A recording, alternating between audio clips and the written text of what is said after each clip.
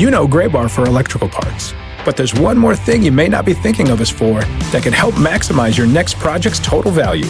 Our pre-project planning services are designed to help you win the bid, save on labor costs, and keep your installers productive across your entire build. The sooner you call us, the better.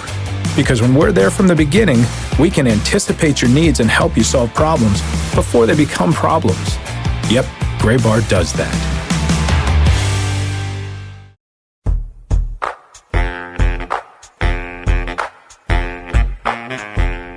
It's officially like the full-on holiday season, right? Like, do you consider the holiday season to start before Thanksgiving? No. Okay. Not officially. Okay. It's one of those things like I don't officially consider it started until Black Friday or whatever, the night of Thanksgiving. Okay. But it's going to occur around you anyways, That's true. It doesn't matter. That's true. That's a good point. Not to say my personal feelings don't matter, but in this Sam, your personal feelings do not matter. They do not matter in the designation of holiday seasons. Yeah, I know. Now it's going to happen around me no matter what. What about for you? Like, when does it start? I don't know. I feel like the season itself kind of starts like mid-November. When you start getting ramped up for Thanksgiving, to me, that's the holiday season. I guess if you really wanted to extrapolate it out, it's really like the full big holiday season is like a full quarter of the year from Halloween through New Year's. But I hate New Year's and Halloween. Like, I'm 31. I don't have kids. There's nothing really that exciting about Halloween to me. So Thanksgiving and Christmas, that's it for me. And Festivus. That's fine. Oh, well, of course. We're going to have our own airing of grievances at some point, right? I have my poll up in the living room already. All right. Well, at some point you have to come over here and pin me. Okay. Otherwise, it doesn't end. George! Until you pin me. Come over here and fight your father. So, hey, it's episode number 86 of the Show Before the Show podcast from MILB.com. I am Tyler Maughan. He is Sam Dykstra. We are not in the same room this week, which is a big bummer. But, hey, thanks for tuning in wherever you found us. We got some really cool news. Last week, we talked about how we were 10 stars away on iTunes from having 100 stars. We had 18 5-star reviews. And we talked about maybe we can get over that 100 mark before Christmas, which 100 stars doesn't mean anything. It was just a totally abstract designation that we gave ourselves. But then we got 3 more 5-star ratings over the last week, and we're almost in the top 15 of baseball podcasts on iTunes, which is very cool. I think we actually got 4 more. We're up to what? 22 now. Yeah, I know. Man. I wanted to say that happened in the middle of you talking, but I don't think that was the case. But maybe. Still, no, we're up to 22 now. People knew. The force is strong. So everybody, we're grateful for everybody who does listen and everybody who has rated and reviewed us and subscribed and all that kind of stuff. And the fact that people came out like that last week was big, even if it was only 4 people. That means something to us. So yeah, if you haven't done that yet, it really does mean the world to us for you to go ahead and do that. Gives our egos a little bit of a boost, and it means we're going.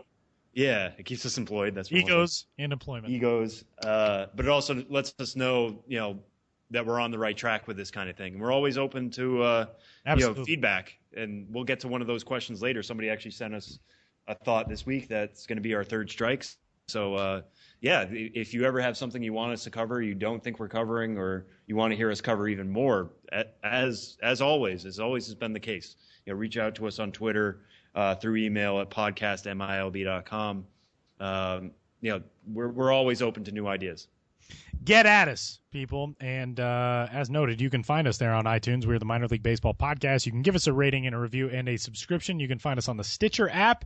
You can also find us at milb.com/podcast. And that sends us right into 3 strikes for the 86th episode of the Show Before the Show podcast. We'll start with some trade news. Now, obviously, we're still a few days away from, tentatively, the baseball winter meetings, which will be taking place December 4th through the 8th in National Harbor, Maryland, provided on the major league side that the collective bargaining agreement gets agreed to and signed and all that kind of stuff. We're recording this on the afternoon of Wednesday the 30th. That deadline is tonight.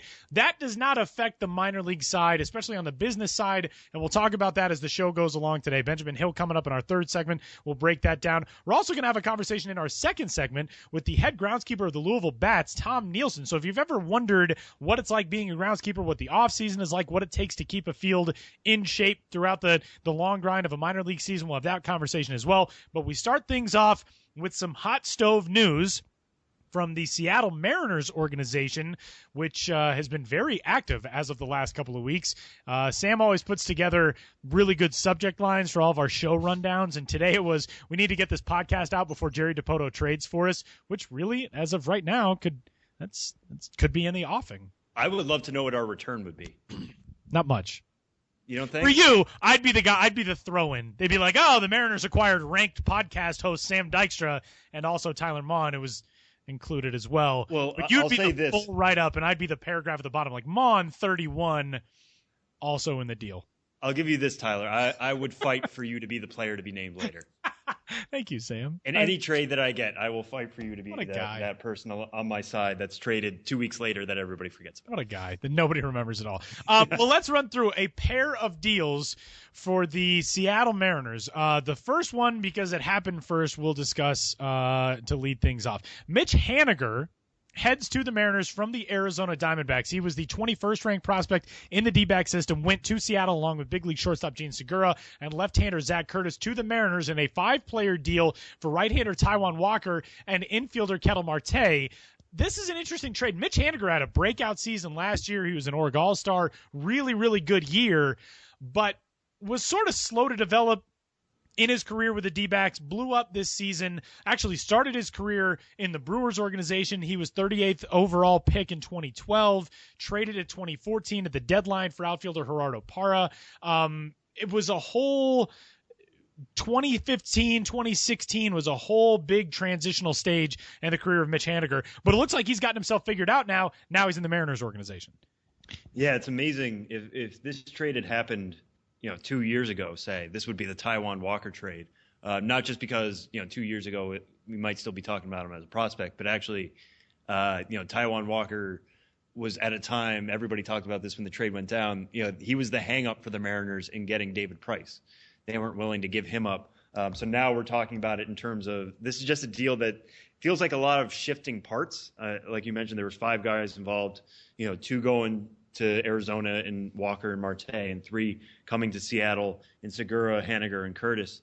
I don't think either team gets significantly better because of this. They get a little more interesting at the very least. I think Walker's going to be a fun addition to Arizona. It's certainly a buy low moment for a new Arizona leadership group in the front office. But to go to Haniger, because he is the one actually bona fide prospect in this group, or a guy with prospect status remaining anyways, who's interesting. You mentioned this was the year he kind of popped, and he really did. I mean, we can't really undersell that. He led all of minor league baseball this year with a 999 OPS in 129 games, kind of split his year between Reno and Mobile. Hit 25 home runs, had a 321, 419, 581 slash line between those 2 places. Really took off in the Pacific Coast League, where he hit 341 with a 1.098 OPS and 20 homers in 74 games. How much of that is a product of being in the PCL, which we know is a much better hitter's atmosphere?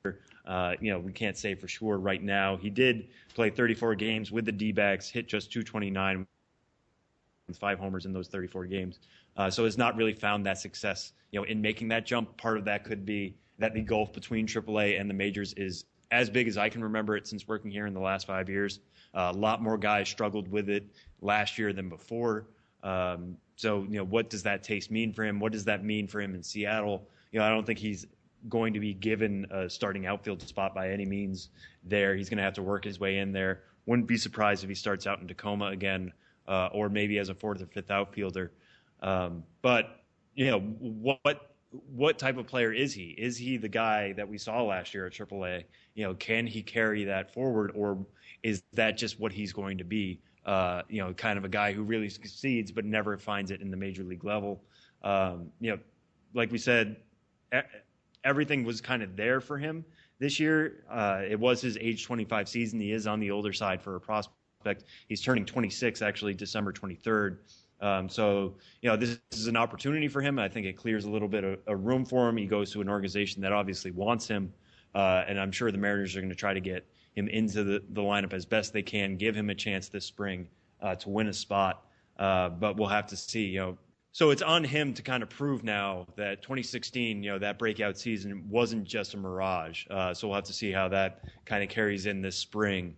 What did you kind of take away from this, Tyler? Yeah, I mean, it's the Mariners, they improved that minor league system. It was the best minor league system in terms of winning percentage in all of baseball in 2016, and that was after a really dismal 2015. And so they're obviously not scared to shake things up a little bit. But yeah, I think for Haniger, it's a consistency thing now. A couple of years ago, one of the things that we talked about for the organization All-Star story was how he asked to go down a level so he'd get more at-bats, get more consistent playing time, be able to get himself figured out at the Class A advanced level, and then start to progress from there. Phil Nevin noted that, the AAA Reno manager. So I think the maturity is there, the work ethic is there, the tools and the success are obviously there for Mitch Haniger, but everybody's going to knock you when your success comes in hitter-friendly circuits, whether it's the PCL, whether it's the California League. Southern League, obviously a different story, but the case is always going to be the same. You got to prove it at high levels consistently. So I think that's a big part of that conversation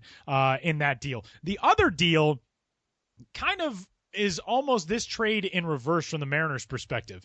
Alex Jackson, a first-round pick as of 2014, the 6th overall selection in the Major League Baseball first-year player draft, dealt outside of the M's organization. He goes to Atlanta, and that deal is surprising. It brings back two right-handed prospects to Seattle. Max Pavsey and Rob Whalen come back the other direction. But Alex Jackson, I mean, it seems like a very quick turnaround time to say this guy, we don't see this guy fitting into the future here. And granted, different organizational philosophy at the time, different front office, different player development staff when he was selected, but a very high ceiling coming out of high school when he was taken with the 6th overall selection. Just hasn't been able to get himself figured out at the plate yet. Right. I think that's more what the issue is here. It's not Dipoto getting rid of somebody who he didn't draft. I mean, if you looked at Alex Jackson going into that draft, he was a very exciting player. I mean, nobody really shook their heads of, I can't believe the Mariners reached to get him where they did. You know, coming out of Southern California, certainly a baseball-heavy area. It wasn't like he was playing the backwoods or anything like that, and he was dominant there, and everybody thought, this guy has a lot of the tools you want to see out of a guy coming out of high school. He was a catcher in high school. They wanted to move him to the outfield, belay some of those injury concerns that come with any catcher. Obviously, we saw that most notably with Bryce Harper a couple of years ago, not to compare the two cases. But, you put Jackson in right field, you still get to use his arm, you get to use a little bit of his athleticism, but his bat just never caught up in the Mariner system. Now, this is, as much as they were selling low on Taijuan Walker, I think this is another sell low point because, he's coming off a year, he hit 243, 332, 408. With only 11 homers in 92 games this year. His first technical full season, even though he had been at Class A Clinton the year before and really struggled there, hitting 157 in 28 games for the Lumber Kings. So this is a guy who hasn't figured it out even at the lowest of minor league levels quite yet. Could that work? Is that potential still there? Maybe. I mean, he's 20. He's turning 21 on Christmas Day. So, coming up, happy birthday to Alex Jackson. Hope you get a lot of Braves gear. But, this is – it's just kind of – it's a little bit befuddling to see them give up on somebody this early. But I don't know if it's giving up on them so much as Jerry Dipoto has proven himself to be a guy who looks at what his team, what his organization needs, and just goes out and gets it. And so I think in this deal, as much as we want to focus on Jackson, it's as much about Jackson – as it is Pavsey and Whalen combined. I mean, these are two guys who have both pitched at the high levels so far. Pavsey, made it to Double-A in Mississippi this year, had a 2.93 ERA there. Whalen has pitched for the Braves, made 5 starts for them last year, had a 2.40 ERA in 21 starts between Mississippi and Gwinnett. So, the Mariners, you look at their system coming into these trades, not exactly one that had a lot of great pitching. I mean, I like Luis Gohara as much as the next guy, but beyond that, not much upper-level pitching. So they get that in Pavsey and Whalen. What do they have to do to get that? They have to give up Alex Jackson. Maybe if they do this trade a year ago, certainly 2 years ago, they get a lot more in return. They could get, Alex Jackson used to be a top 100 prospect, nowhere near that now. I think he slots in. Let me double check this. He slots in at number 13 right now, and obviously a loaded Brave system, but for a guy who used to be top 100, that's a far cry from where he used to be. I don't think this is so much the Mariners just trying to get rid of a guy that they don't like. I think it's bringing in two guys they do like and paying the appropriate price. Now, Jackson going to the Braves, I think that's a nice, fun fit for him in that they are not going to try to rush him. Not that the Mariners were trying to rush him, but I don't think the pressure's on to be the guy in this organization anymore. He's not, their first-round pick from 2014. He's the guy they traded for. So that pressure kind of goes away. We'll have to see how he interacts in this new environment. But, the Braves have done a pretty good job lately in player development, and now he gets the slot in, and we have to see, what their plan is for him. Do they move him back to catcher? I don't know. I haven't seen anything that indicates they would, but, maybe they have to get him back into his comfort zone. Maybe that was it. We'll see how this plays out for both sides. But this is one of those trades that's just kind of fun because it makes you sit back and kind of scratch your chin a little bit and think, okay, how does this work? There's no immediate winner or loser, I don't think. The Braves right now, do the Braves feel a little bit to you right now the way the Cubs felt 4 years ago, where they're just everything they acquire seems like it has the potential to be a major league all-star? You know what I mean? Like these deals in that system right now, they're so stacked. There are guys 15 to 20 in the rankings in that organization who would be top 5 in other systems. Oh, for sure. I was looking at this list, coming into today, and you just go down the list, and I mean, I could list them all. I'm not going to do that, but at every spot, it's kind of a guy I like. I would want to go out and trade for if I was in another organization. A guy whose stock I would buy. I don't think it gets into the 19th, 20th prospect where I sit there and think, I doubt that player is going to make the major leagues. There's just so much talent here that actually looks like they could contribute at the highest level. It's not just lottery tickets and a bunch of exciting tools with low ceilings. I mean, there's a lot of fun in this Brave system. It gets even more fun with Jackson, just dreaming on what he could be. I do think his floor is fairly low based on what he's shown us, but his ceiling is still fairly high if he can finally put everything together. Strike 2 this week, Sam. Organization All-Stars continue 2 of the upper echelon systems, the ones that we're going to discuss today, the Philadelphia Phillies and the New York Yankees. And, 4 years ago, we would not have put them in the upper echelon of minor league systems, but both of these systems are really, really loaded, and it's a situation, I think, with both where you're going to see a lot of that talent. I mean, especially on the Yankee side, you're already seeing it. You're going to see a lot of that talent impacting the major league game in very short order. These are 2 fun ones. Definitely. I'll start out with the Phillies just because that's the one I wrote. Danny Wilde wrote the Yankees one, and that surely was a fun one to do for him as well. But for the Phillies, it's fun just because this was a team.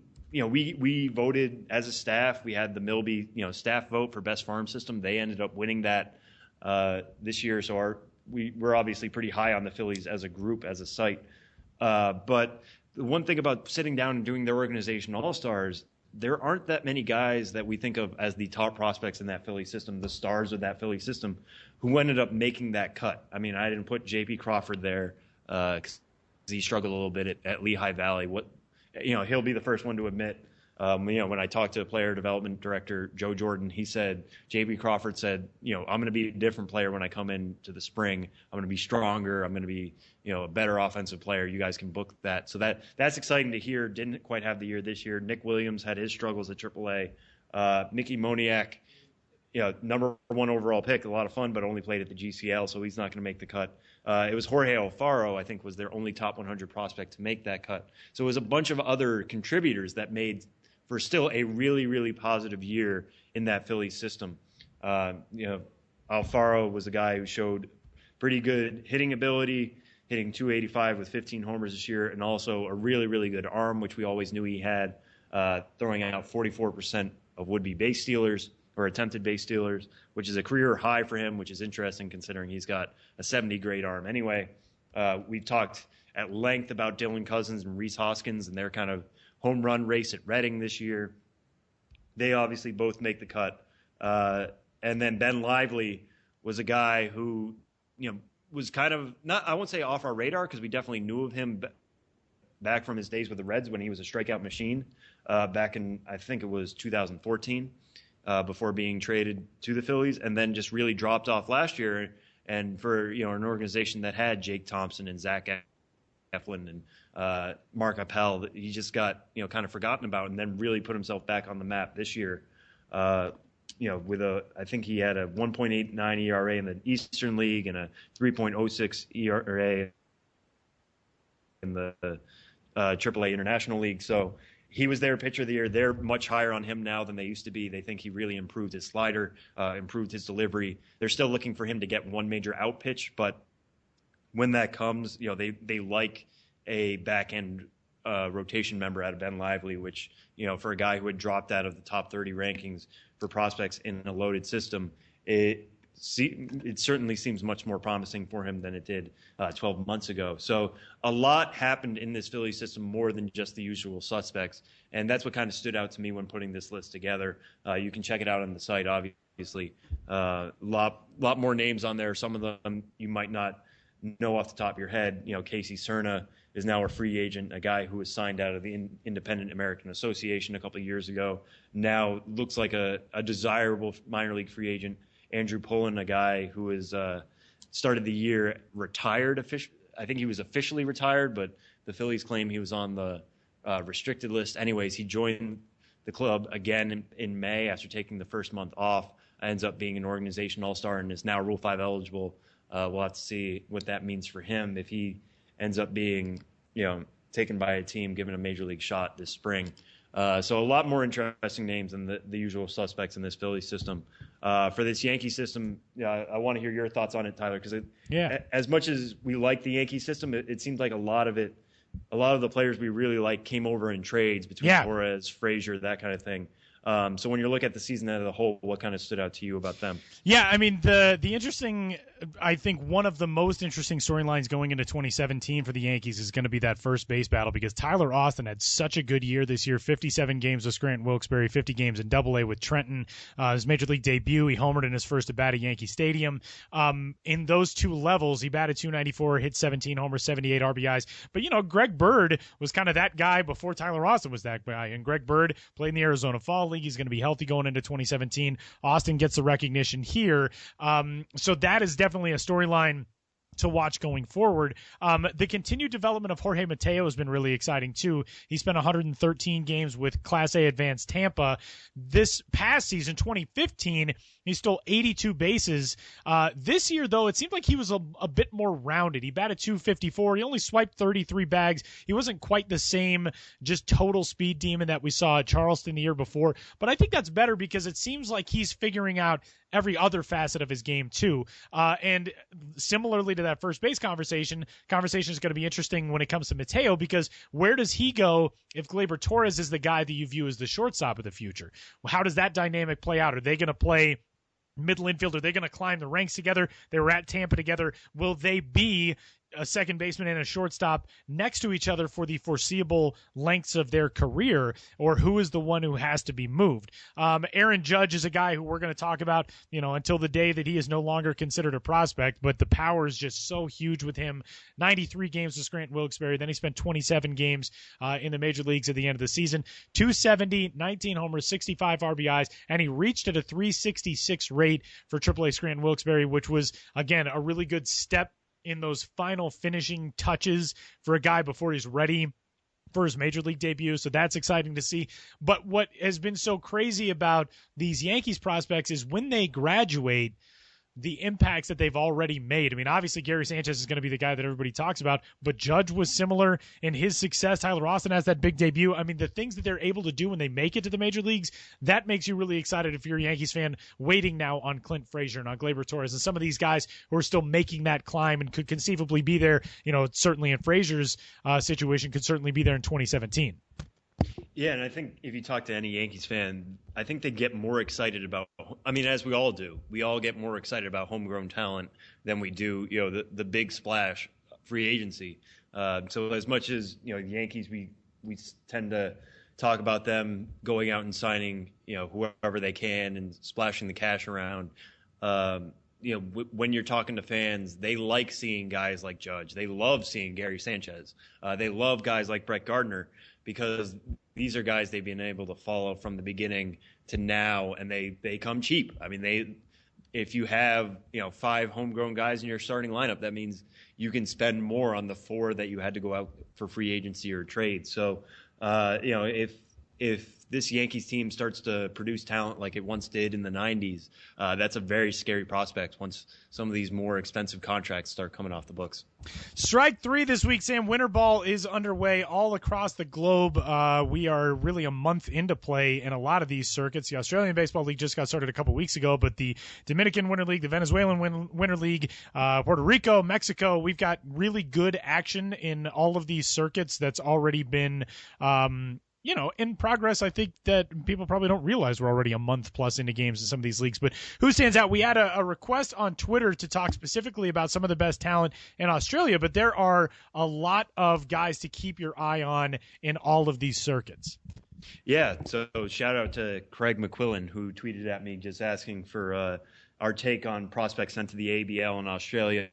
I'll kind of let Tyler get to that because Tyler, for anybody who doesn't know, used to work with the ABL. So he's, as far as I know, the ABL expert anywhere in the world. But so I'll let you get to that. You're certainly the foremost expert on the ABL that I know. But as far as all around, the Caribbean leagues and that kind of thing, just kind of scouting that, looking around at that, 2 guys kind of stand out to me, especially in the Dominican League. Manuel Margot, entering now his first full off season in the Padres system. Had a pretty good first year there, at AAA El Paso, hit .304, 6 homers, 30 stolen bases, played an especially good center field for the Chihuahuas. Obviously got a call up to the majors after roster expansions in September. Got to enjoy a little bit of time there. I think they're really hoping he can kind of take that center field job there in San Diego, and so now he's playing in the Dominican. Off to a fairly solid start, 263, 303, 368 is his slash line. 2 homers and those 8 stolen bases, so his speed is certainly playing down there. I'll be interested to see how the power's kind of coming along. Like I said, he only hit 6 homers this year in the PCL. Not great for any level, but certainly not great in the PCL. But he's already got 2 down in the Dominican in much more limited playing time. So is that part of his game coming along? Is that just going up against less advanced pitching? We'll have to see how that kind of comes along the rest of the winter for him in the Dominican. One other guy who is actually no longer playing in the Dominican, but really stood out to me was Justin Haley, Red Sox prospect. I was going to say the same thing. Yeah, pitched in AA and AAA. Crazy numbers, and an organization all-star as well. Right, and during his time, in the Dominican, he actually came back already. He tweeted that he's back in the United States, and then I think he got married, so that's a pretty good reason to leave Winter League behind. But he posted a 0.38 ERA, had a 156 average against in 23 and 2/3 innings pitched for Escogido in the Dominican League. He's a guy who's actually Rule 5 eligible. The Red Sox did not protect him, did not add him to their 40-man roster ahead of the Rule 5 draft. So, as much as we wanted to focus on prospects and guys and kind of track their progress during the winter months that way, this is also another opportunity for a lot of these guys to show themselves off. I mean, we talk about that in the fall league. You're not just showing yourself off for your home team, for your home organization. You're showing it off for 29 other teams that can kind of trade for you. In the case of Haley, he's pitching for any team that could potentially take him in the Rule 5 draft, take a flyer on him. See how he pitches in the back end of a major league rotation. Certainly impressed in that way, so good for him. When it comes to the ABL, to finally answer your direct question there, Craig, one guy I'm keeping my eye on playing for the Sydney Blue Sox, which is just I think Blue Sox was always my backyard baseball team name, so shout out to the Blue Sox, but is Stone Garrett. He's the number 7, I think, prospect in the Marlins system. We've said this before, Marlins system is not great by any stretch of the imagination. It's kind of them and the Angels for, worst farm system in the game right now. You might remember Garrett. He was the guy who was actually the victim in a knife prank by Josh Naylor, who is now part of the Padres organization this summer. So he missed a bunch of games for that. He was an 8th round pick in 2014. A guy he could be a guy. He's got, a decent run tool, a little bit of above average power. He's 6'2", 195, plays the outfield. So, he's sending him to the ABL is a chance for him to not only make up for missed time, but also kind of build on what was a tough year for him. Only hit .213 in limited time, 52 games for Greensboro with a 636 OPS. The early returns are certainly good. He's hitting 300, 353 on base percentage, 467 slugging percentage in the first couple of handful games down there for Sydney. So I'll kind of be tracking his progress, see how that goes for him in the ABL. But like I said at the beginning of this segment, Tyler, you're much more clued into that environment than I am. So what teams or players are you kind of looking out for our friends down under? Well, another couple of guys to keep your eye on with Sydney are some Brewers prospects, Tucker Newhouse and Malik Collymore. And Collymore is leading the league in RBI so far through the first couple of rounds. The way the ABL plays its seasons, they only play games on weekends there, so they'll play generally a Thursday to a Sunday or a Friday to a Sunday series. If it starts on Friday, it'll have a doubleheader. So the season will start it's been in late October. Now it's early November, and it'll go through mid-February. The game totals are not nearly as high as what you'll see in some of these other leagues because of that reason. But the group that I really like the most is the group of Tampa Bay Rays prospects with the Brisbane Bandits. And there are no technical direct affiliations between major league teams and Australian league teams, but there are some ties between organizations. In Tampa Bay and Brisbane, that's been a pretty fruitful relationship over the last couple of years for the Bandits, who won the league title last year. The prospect that I'm most excited to see actually has not played yet, and I'm not sure as to his current status, but Lucius Fox, who was one of the largest signings on the international stage a couple of years ago, then by the San Francisco Giants, was actually traded to Tampa Bay, signed for $8.5 million. That is a name to keep an eye on because he is a very, very talented young player, middle infielder. He was signed. That was, by the way, 8.5 million Australian dollars. It was 6.5 million US dollars when he was signed, in case you were wondering. But Lucius Fox is a really, really good talent, builds a lot of really good stuff for Batman in addition to his baseball skills, but has not played. Please. I had to get one terrible joke in there. He hasn't played a lot. That's the thing about Lucius Fox so far. When he was signed, he didn't see a ton of action in his debut season. The Giants were really excited to see him get out there and get after it this year, but he gets dealt. The finish to 2016 is going to be an intriguing one if he plays a lot in the ABL. And again, his status right now hasn't played as of yet, but he was part of the Matt Moore deal back in August and was sent to Tampa Bay. So in total this year, played in 75 games for Augusta at 19 years old. He slashed 207, 305, 277. So not exactly a breakout debut season, but still really, really talented player. He also goes over there with Kevin Padlo. And Kevin Padlo is a former Colorado Rockies prospect who was also acquired in a trade by the Rays in the Jake McGee deal last offseason. And this year, I think a midseason and postseason All-Star in the Midwest League with Bowling Green. Started slow, finished really, really hot in the second half, and a pretty high ceiling for Kevin Padlo. He's started off really well so far this season with Brisbane. I think is already batting over 300 through his first 8 games down there. So there are different pockets of talent, and that's what's kind of interesting about the ABL is, in seasons past, the Baltimore Orioles have sent really good prospects to Perth. Seattle Mariners have ties with Adelaide. Sydney's had ties with various organizations, the Detroit Tigers, now the Milwaukee Brewers, the Houston Astros have been through there times before.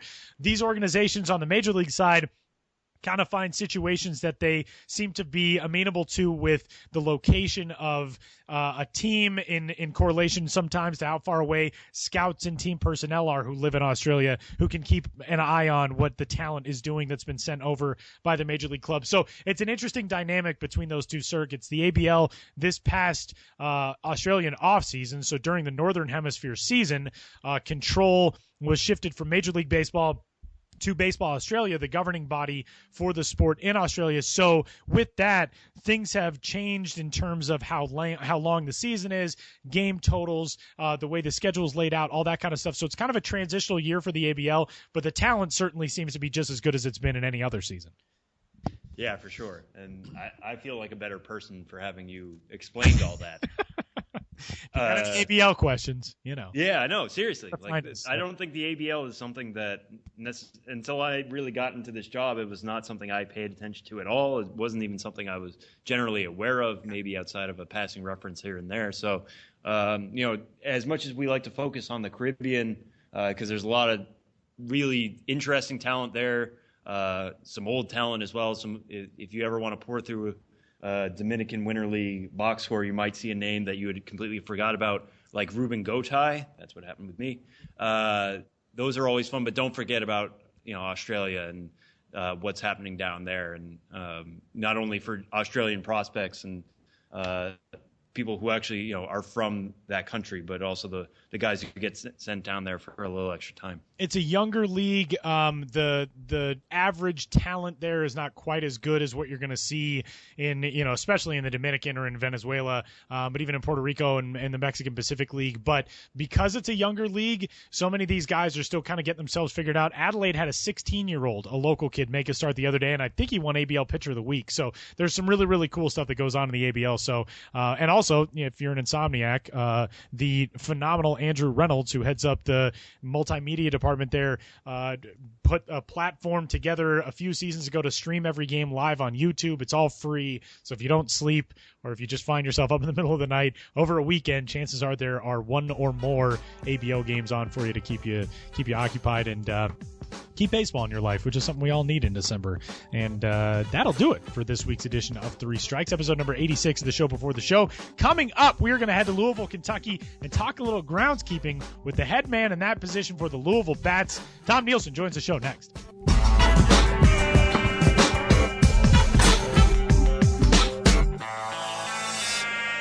Well, the offseason always gives us an opportunity to explore some avenues in minor league baseball that we might not get a chance to talk about during the season. And with that in mind, we head to Louisville, Kentucky, in the home of the Louisville Bats, where we catch up with the head groundskeeper for the Bats, Tom Nielsen, who is one of the legendary guys in his field of minor league baseball. Tom, welcome to the show. How are you? Hey, thanks. Legendary, I don't know about that. But, thanks anyways. Well, tell us a little bit about what the offseason is like for you right now. We're going to talk about what it's like in season and all the requirements that go into your job. But right now, offseason, I mean, especially, so many teams at this time of year are getting ready for holiday gatherings at ballparks, or they're resodding a field, or they're regrading an infield, that type of stuff. I mean, what, for a head groundskeeper in the offseason, you've been with the Bats for 18 years now in Louisville. You've been a member of the Sports Turf Managers Association for 20 years. You've got innumerable connections throughout this industry. But this time of year, people would probably think baseball season's over. You just sort of mow it and keep it maintained. That's not the case. I mean, what is this time of year like for you? No, I mean, that's a lot of people think that, but what we do at this time of the year shows up during the summer. So if the wrong thing is done at the wrong time, you definitely notice it when the stress is really put on the grass. So if you don't do the right things now, fertilizing and let's say doing irrigation work, making sure irrigation is working properly, or putting growth blankets on, we cover the whole field. It's almost like a greenhouse. It helps kind of regulate the temperature of the grass. It never gets too cold, and that's the biggest thing is with my field. I have Bermuda grass, so it's warm season grass. What we don't want it to do is get too cold, so that we have troubles in the summer where the Bermuda didn't make it through the winter. So what we're doing now is we're trying to ensure that the health of the grass is going to be as good as we possibly can get it by the time it comes out of dormancy and is ready to take on all the events besides, just baseball. There's a lot of other things that go on most of the fields nowadays. Our jobs would be easy if it was just baseball. They're multi-use facilities now. So it's this time of the year is really important, and we get a little bit, more normal hours. This is when we are able to get home a little bit early and, see the family a little bit more and, take some vacations. And this is where we do a lot of our, like the STMA, they have a big convention this year. It's going to be down in Florida. So we get to meet and see all the groundskeepers that all across the whole country and the whole world all meet up for the STMA, and we get to share ideas and, just kind of get together again. It's like a big family reunion. So it's a lot of fun. This is when, this time of the year is when we get to do a lot of that kind of stuff. And I'm glad you said now is the time you guys kind of get normal hours, because I wanted to ask, I mean, a lot of people out there, they only get into the park an hour and a half, an hour before game time at the best.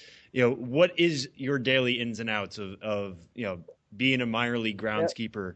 When are you showing up? When are you leaving? That kind of stuff. Weather depending, and if there's an event going on, it changes. But most of the time we're there between 7:30 and 8 o'clock. And if there's a home game going on, and getting home, 11 o'clock, 11:30 at night. So they're really, really long hours. So when, my family, if they want to really see me, a lot of times they've got to come to the ballpark, and, the players always, say that their season's really long. Well, our season's just as long, and we don't get to sleep in until, 11, 12 o'clock and come to the ballpark at 2 o'clock. So ours is just as grueling, if not more grueling. And, but I wouldn't change it. I mean, I think I get the best job in the world. I just love being outside, and you get to see the result of your hard work immediately, which is very nice. At the end of the day, you walk around the ballpark and you say, wow, people come up to you, the field looks great. And, most of the time it does, but, there's times that it doesn't. You put a lot of events on the field. The field isn't going to be able to withstand everything that they want to put on it. So you got to kind of take the bad with the good. And, if the field's looking really bad, I just say that's my assistant's fault for that. No, just kidding. Anything bad is my assistant. Everything good is mine. No, of course, that's the thing is I get blamed for, I'm judged solely on what the field looks like, even though when the field's looking bad, we're actually working a lot harder. We're trying to do a lot more things, aerifications and trying to figure out what's going on, or having to repair turf. But when it's looking really good, that's when it's easy, So, people say, wow, what's wrong in the field? And, you don't want to make excuses, but there's a lot of events that are going on. Most of the time people don't notice it. I notice it, and the groundskeepers notice it. We're very, very anal about every little detail about what the field looks like. So, I have a hard time watching the game because if it's not perfect, I just have a hard time relaxing and just watching a baseball game. Very seldom do I sit out there and watch the game because I can't watch it. I'm watching every bounce. Is it a good bounce? Is it a bad bounce? Are they slipping? It's very hard. I'd rather listen to it on the radio. And a lot of times that's what I'll do is I'll go back into my office and just turn on the radio, because then I can kind of, get away from it a little bit, but still stay in tune with what's going on. Well, that segues us really perfectly into a question that I was going to ask you about those events that are not just baseball games. When I was back in a different era of my career, got to work with a guy who's now with you in the International League, and Chris Ball, when he was in Myrtle Beach and won, 6 straight Carolina League Field of the Year awards. And Butter's thing was always that you don't really know. It's a living, breathing organism. You think about a field and you think about it's just a place where guys go out and they play, and that's what it is. But when it's 100+ games a year, when you take into account the fact that high schools and colleges play, all of that type of stuff, there's so much away from just Louisville Bats games. I mean, what kind of stuff do you have to deal with? Correct.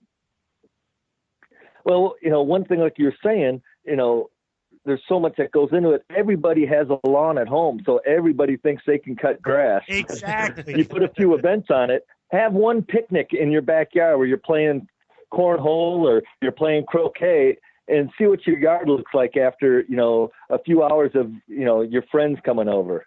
And then do that every day, for, weeks on end. It's tough. It's tough to, and that's why we got to keep the grass growing so aggressively. But one thing about having grass that's very healthy and very succulent, that the disease likes that too. The grass will get diseases, so we're putting a lot fungicides on it and just trying to keep it from dying, because there are turf diseases that can literally take out a turf overnight. And that's a lot of stress. That's a lot of, and people don't realize that they don't think my job would be very stressful, but like you said, a living, breathing thing. So, just like anybody, when you start to get worn out or tired, you're not very, very strong. You can't, you get a cold, very easier, if your immune system's down because you're weak. That's the same with the turf. If it's been beaten down and all the stress has been put on it and it's just been worn out, it can go downhill very fast. And usually it's in time with the temperature. Well, the hotter it gets, more stress, and usually more events. Once the middle of the summer is really going, it could be a ball rolling downhill in a bad way. But that's why we don't take many days off. I mean, you would think, well, what can happen in one day? It's amazing what can happen overnight if you missed, an irrigation zone didn't, or a head didn't pop up, an area could be, dry, and if you have to go a whole nother day with it being on the dry side, that grass can decline and die, and really see the effects of just one day of missing something or not catching a disease, and then you spread that over the field because you weren't out there for that one day or walked every inch of the grass. We walk and go over every bit of that grass just about every single day, especially when, like, my mower, whoever's mowing will basically be scanning everything, and so they're really looking at it. And then walking it whenever we're throughout the day, the grass is changing because of the temperature is going up. And so the grass, it's each part of the field is maybe, even dries out different or gets a little bit more sunlight. So you have to treat it differently. It's definitely a handful. And I think a lot of these young groundskeepers get into it, or they graduate from school, with their 4-year degrees and feel like, hey, I'm ready to be a head groundskeeper. Well, what's funny is they just know enough to be dangerous. And I've been in this for 25 years, and I'm still learning stuff every day. And I think if I look back at this and realize how much stress it was going to be, maybe I might have changed my mind on what I was going to do. Because I always thought this was going to be a piece of cake. The more I did it, the easier it was going to get. Well, actually, it seems like the more I know, the less I know. And I just keep finding there's new problems and new things to worry about that you didn't realize before. So it's definitely stressful. And it's nice as, I get, like, with my crew, most of these guys want to do this for a living. So I've got young guys that are very enthusiastic, very smart, just getting out of school. And so they teach me as much as I can teach them. I can teach them, a lot of things about communications, communicating with people and the different problems you might come upon, because I've done it so many times. Just coming in for an internship where you're there, for a couple months, that's just a very small sliver of what they need to know. But once they start working full time, that's when it helps me, because then I can, really teach these guys, and they can teach me, the new science behind things, and just their enthusiasm really gets me fired up each year. I get this new group of kids that, that have this, this gleam in their eye, and they're just ready to learn. And so I got to go 100%, because it's not fair for them that if I'm not giving them everything that I have, and the more I can teach them, the better they make me look, and the easier it is for me to do my job, because I give them more responsibility. They learn more, and then when they go on to have their own field, it's like one of my kids going off, leaving the nest and growing up on their own. And it makes me, that's probably the biggest thing that really gets me excited about what I do, is these young kids that come out each year. Nice. Well, one thing I always wanted to talk. I don't know if I asked. Did I answer your question? Yeah, no, I think it was good. Yeah. Oh, that for was sure. kind of long. Oh, no, I forgot what the original No, like we question said, was. like we don't get to do this very often. So, it's cool to have, this is all information we don't have. I know a lot of people listening don't have a groundskeeper they can just talk to on the regular either. So there's two questions I always wanted to ask a groundskeeper myself was, and they're both kind of dealing with customization. One, have you ever had a player or, a specific group of players, anything like that, give you not instructions on how to do your job, but telling you they like the grass a certain way? I remember I used to work in Boston, and a certain infielder was telling the groundskeeper he wanted the grass high, to keep the ball down and make it easier for him to get to ground balls. So that's my first question. I mean, they just want it consistent. They want a ball that's going to hop the same way and roll the same way wherever it is on the field, that they know what it's going to do. But there are times where maybe you don't have a very powerful hitting the ball down a lot and bunting will tilt the base pass a little bit. So if they do hit one down the line, it's going to stay a lot better chance of staying there. Or, soften up in front of the plate where you got a pitcher that throws a lot of sinkers and they're going to hit the ball down into the ground. They want that ball to not hit the clay and bounce over the pitcher's head or the second baseman's head, the infielders. They want it to stay down on the ground. So we can soften that up ways, adding more water, adding more conditioner, just making that in front a little soft. But for the most part, even the bullpen mound, I've heard of people, like the bullpen mound on the visitor side will be much different than the main mound. So they'll practice and warm up on the bullpen and then they'll go out to the main. It's not like it's maybe the first inning or so. They're really struggling on trying to figure out how to, how to get that ball to go. I think for the most part, even my bullpens are everything the same. They're to the ballpark and knowing, the different little curves in parts of the outfield and maybe our grass might be a little bit shorter. There's been years in the past that the managers complained about how long my grass is because of the climate that I'm in. I had to grow taller. I couldn't stand being mowed so short, and he would complain. Said, "This is the longest grass, that I've ever played on," which is it's just not true because I think the longest I ever grew it was about 1.5 inches. And he thought that I would just keep mowing it as short as I possibly can. But if I mow it too short, then it's going to struggle. It's going to die. It's not going to play consistent. And they're very unhappy with that. And they've actually said that. He said, "Well, yeah, we would be." Well, I said, "I'm pretty much damned if I do and damned if I don't." in that case. But, the last few years are the managers, not a complaint, never, what's nice is not to hear anything. It's nice to hear good things, but, not hearing anything at all is just as good because then they're not complaining either. So we don't necessarily want to get patted on the back.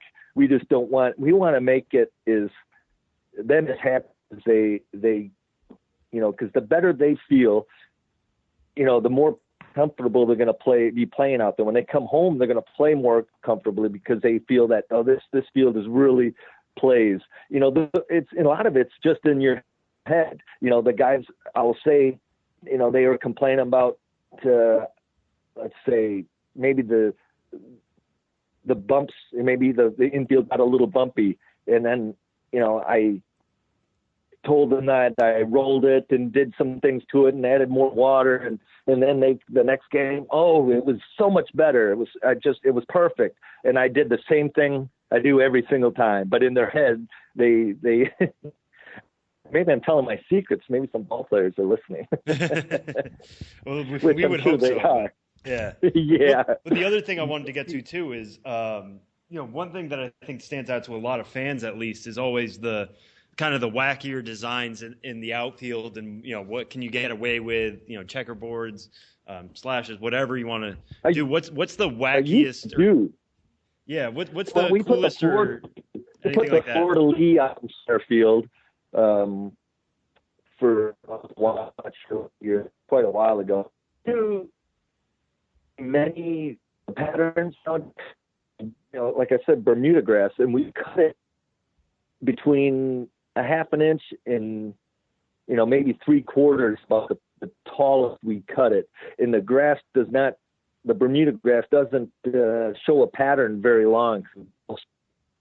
And what it is, when you see a pattern like that, it's longer, usually cool season grass lays down, and it'll lay down, and the sun reflects off that leaf blade.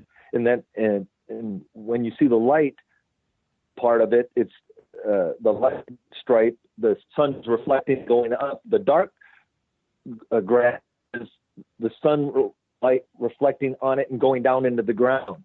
So the longer the leaf blade, the more reflection there is. Now, when you cut it at a half an inch, there's not much grass to show the reflection of the sun, and it doesn't lay down for very long. Maybe right after I mow it, you'll see it, but then by the time the game gets there, it's all stood back up. So it doesn't do much good to spend a lot of time putting patterns in. Like the northern teams, the northern climates that have cool season grass will spend a lot of time. And I actually never won a field of the year on my patterns. It's more for the fans than anybody, and that's one downfall about having warm season grass is I can't put quite the intricate designs because it just doesn't stay in there.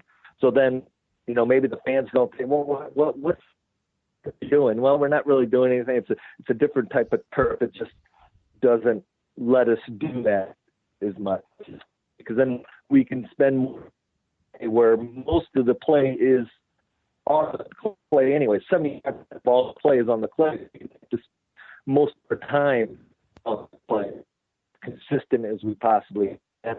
That is, from the transition from grass to clay has to be perfect.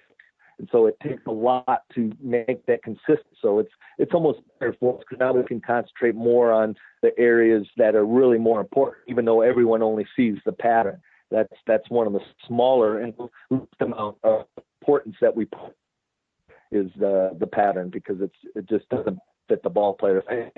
Here's the ball's roll. So the pattern, and the more the ball is going to snake, and the more the player won't like it because it snakes so bad. The grain of the grass will actually lay down and the ball really move. And I've actually heard some of the major league teams complain about some of the patterns because it snakes so bad. So that's another reason why we don't do that we used to.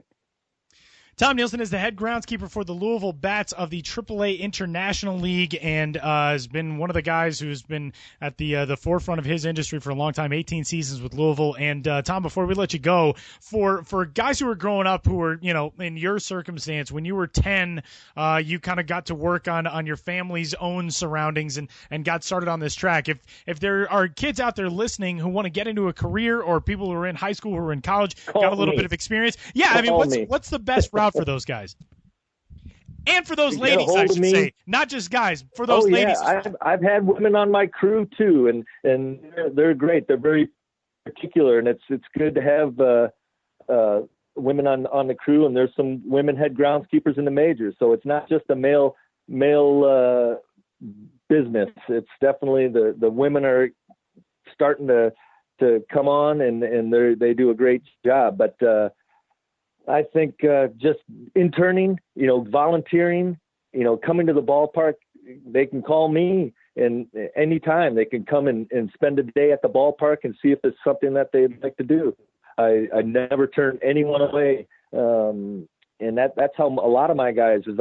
I might interview them 2 or 3 days where they just come and work on the field, and then maybe I hire them, because then they can get an idea if this is something they really want to get into, or if this is something, someone that I think will work good with our crew, because we work so close together. It is really, really important that personalities all kind of blend in, because one person on a crew that isn't getting along really put a damper on the whole crew. But the best way to do it, to get involved, is volunteer at one of the local minor league teams, or even the major league teams. I think a lot of those guys, if you ask them, they are really open to having guys come out and see what it's all about.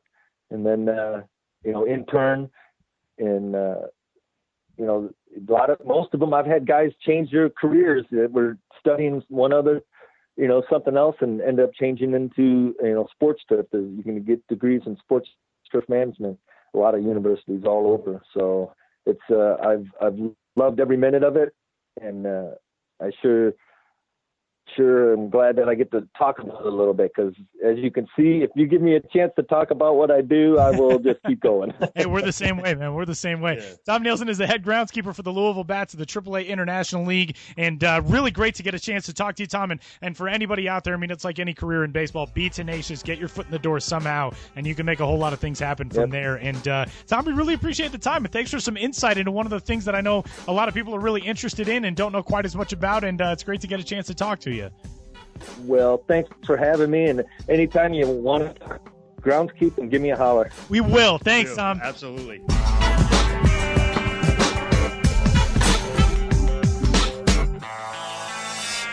Well, there's been a whole lot of discussion as of the last few weeks pertaining to the 2016 baseball winter meetings, which are set to take place from December 4th through the 8th in National Harbor, Maryland. And we bring in Benjamin Hill to discuss the winter meetings from our perspective, which is a little bit different than from the national perspective that you may have been hearing about. So, Ben, what's going on? How are you? Hey, I'm doing all right. Do I have a theme song yet? Not yet. We're working on it. It's being composed. Okay. Having a composer work on it. I'm just going to have to write my own theme songs. Yeah, well... Why have we never used the Benny Hill theme? Well, that's an obvious choice. Well, yeah, true. The very first episode that we ever did, Ben kind of gave himself a theme song, and then we used it for the next episode, and then I think we were told not to use it again. That's too bad. I'll have to up my game. But yeah. For now, I'll just do... how about Black Sabbath, Electric Funeral? Okay. That'll be my theme song. Oh, no. Dun, dun, dun, dun, dun, dun, dun, dun, dun. Hey, I'm Ben Hill. Hi, Ben. Hi. Okay, so the winter meetings, there are a lot more things that go on at the winter meetings than what the average fan probably realizes. When you think of the winter meetings, you think of dudes signing big contracts and big trades going down and big transactions that are going to impact the major league season, especially for 2017, minor league season as well. But there's a lot more that goes on around all of that.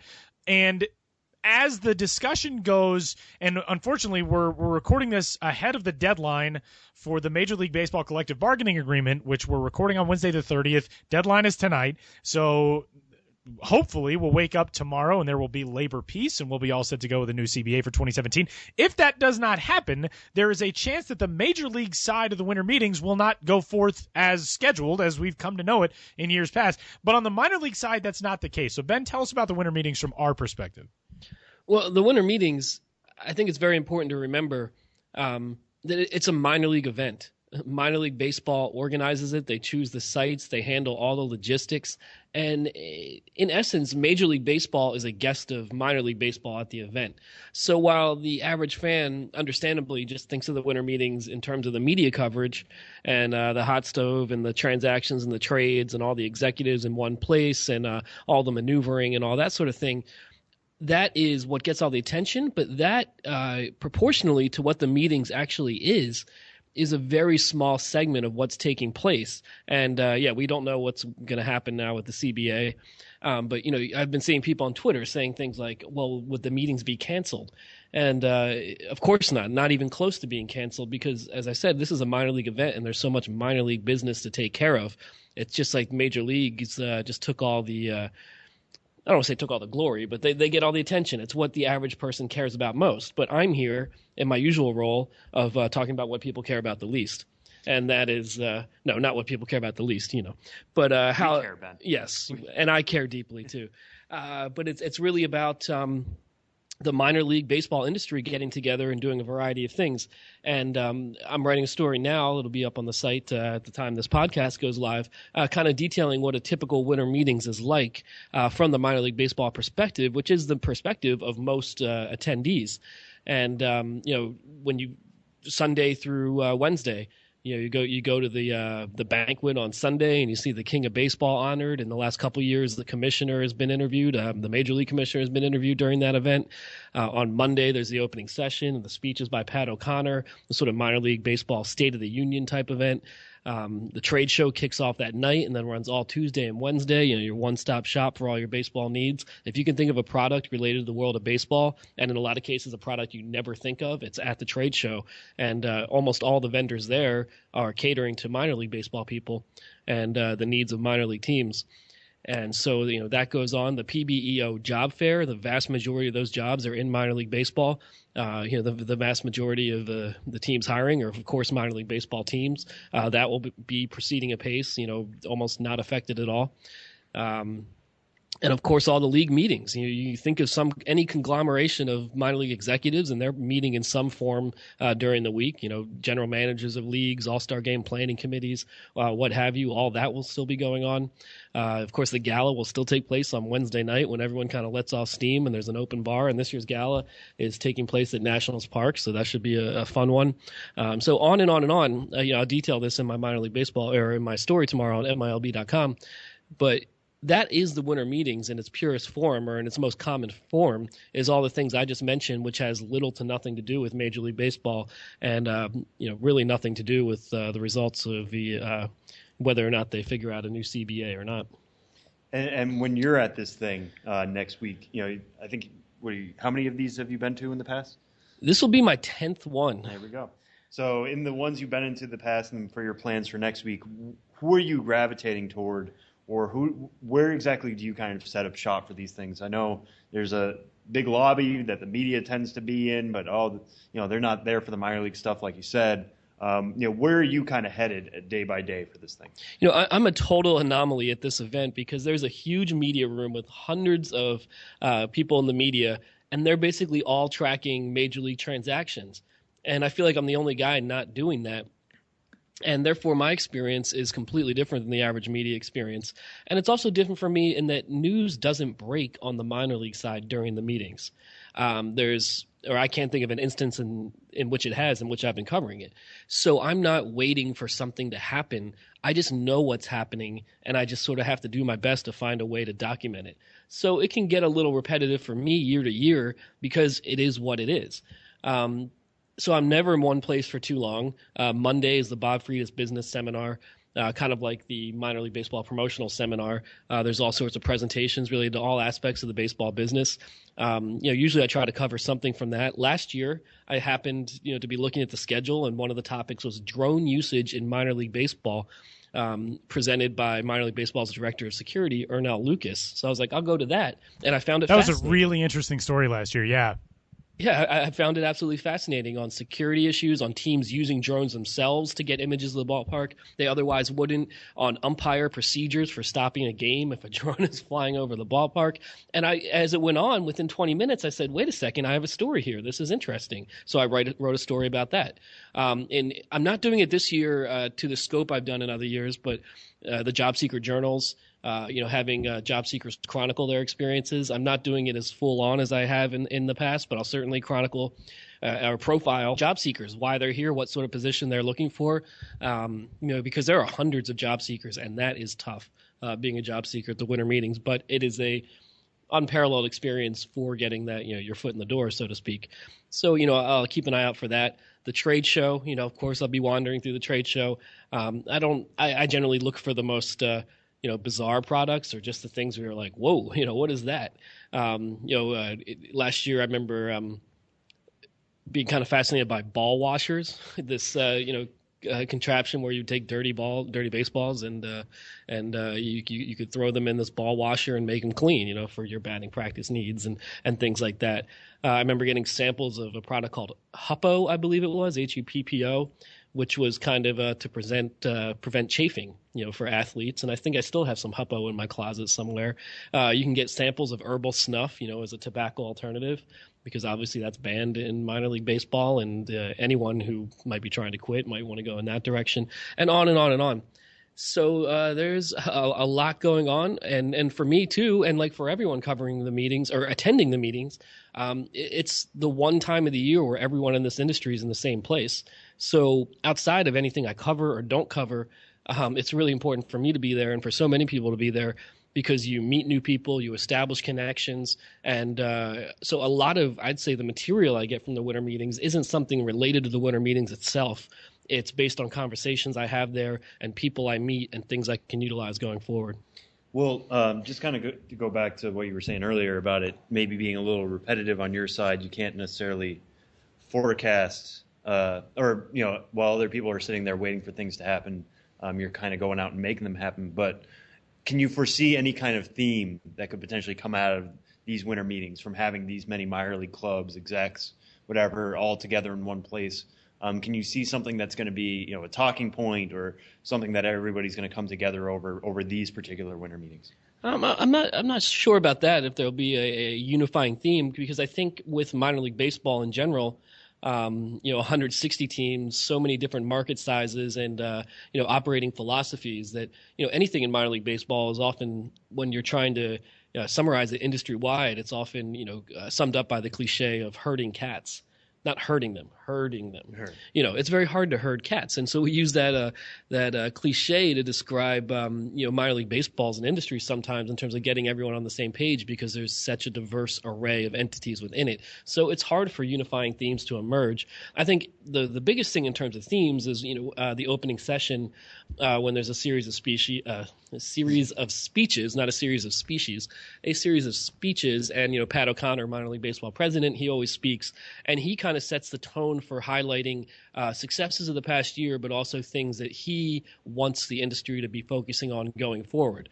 Last year, he put an emphasis on security in various ways. We live in a more dangerous world now, and how teams can respond, to increased security needs they might need, and also security could also tie into netting and the fact that teams are putting up more and more safety netting at the ballpark and addressing issues like that.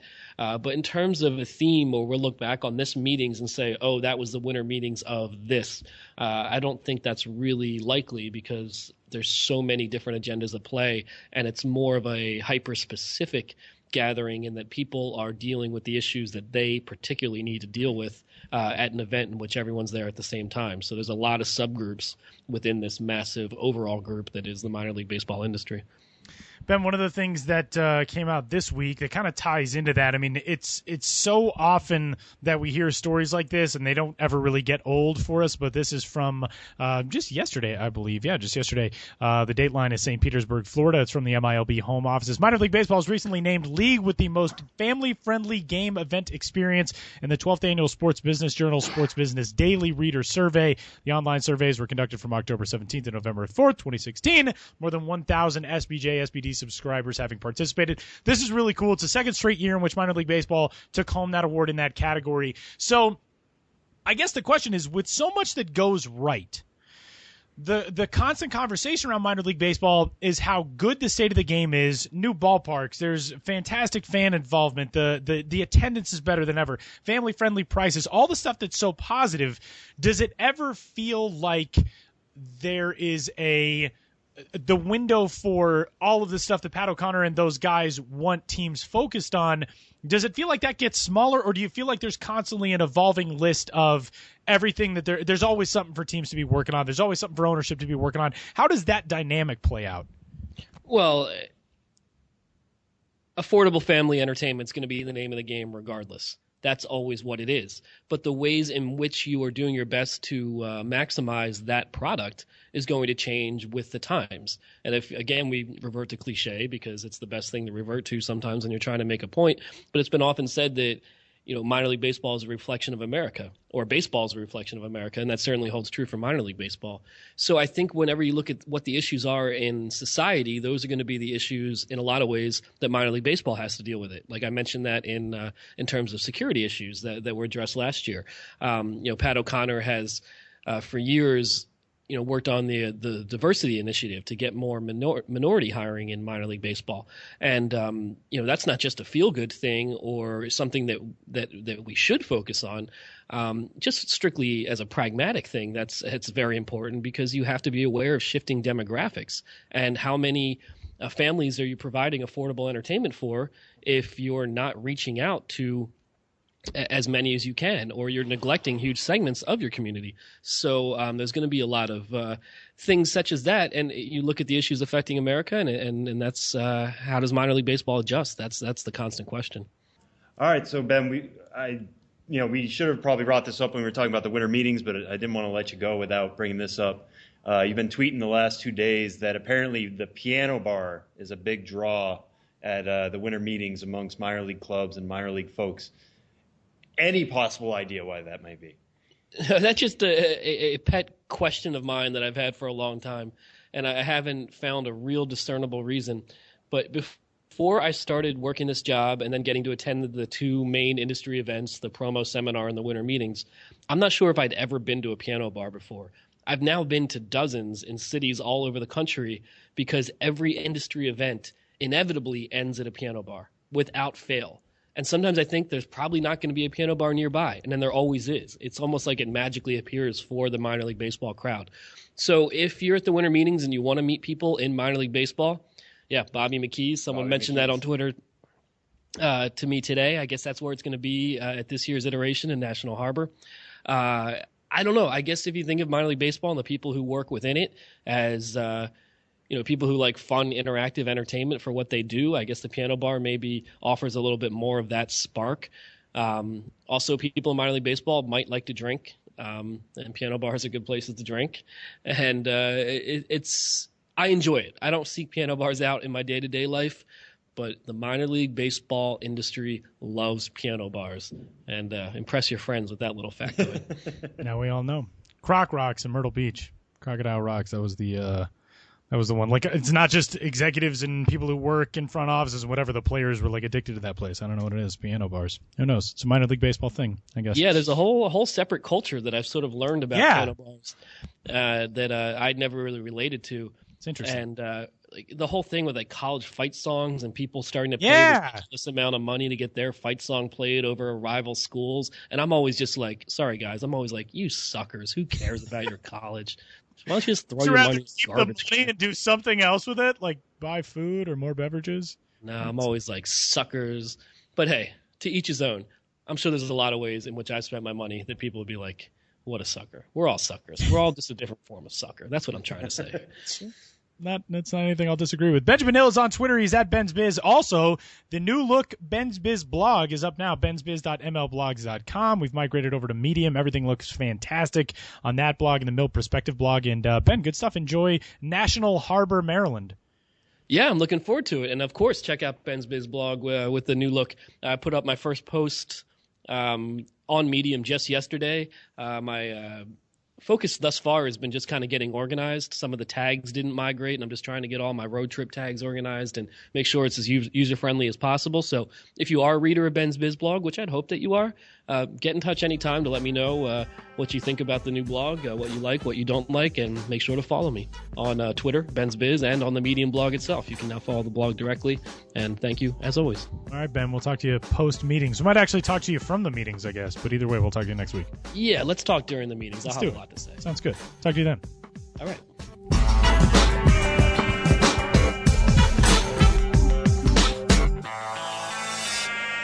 Final segment of episode number 86. Benjamin Hill is on Twitter. He's at Ben's Biz. You can get all of the latest and greatest from the winter meetings through Ben and also through Sam. What a segue that was. I know. I didn't really bring that up when Ben was here, but we'll kind of be together. He obviously will be doing his own thing, covering the business side. And like he said, there's not many people doing that. So Ben is certainly your man for that. I will kind of be doing what you expect a media member to be doing at the winter meetings, covering whatever transactions kind of transpire. I mean, grabbing whoever I can who shows up between managers or farm directors or anything like that.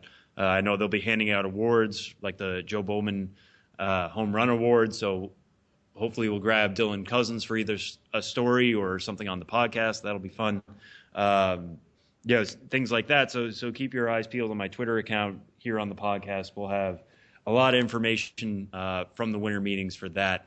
I think this podcast itself was kind of packed for a late November, early for a holiday season podcast. Yeah, just lots of information on this one. Sometimes we get a little not kooky, but we have our fun with this podcast, and that's great. And I love that we do that all the time. This one was just lots of things that I don't think a lot of people knew about coming out of this one. We always try to bring you the latest and greatest, the things that you're all craving, things you didn't even know you were craving, like what it takes to be a groundskeeper in the offseason, the stuff that you didn't even know you were interested in. Now you're interested in it. You're welcome, America. So that'll do it. Episode number 86. Man, I was hoping we would end on that. We should, but it was a little awkward. Although sometime in June we'll do that, and it'll be a callback, and it'll be great. And somebody out there will be super pumped that they remembered that this happened now. And the subtitle of this podcast could be A Little Awkward. The show before the show podcast, A Little Awkward. Why not? Hey, Sam, I'm Tyler. Enjoy National Harbor, man. Enjoy. Yeah, I will. Yeah, I'll come back with as many stories as I can gather. And we'll talk to you from there, and we'll talk to all you guys from there. Enjoy the week.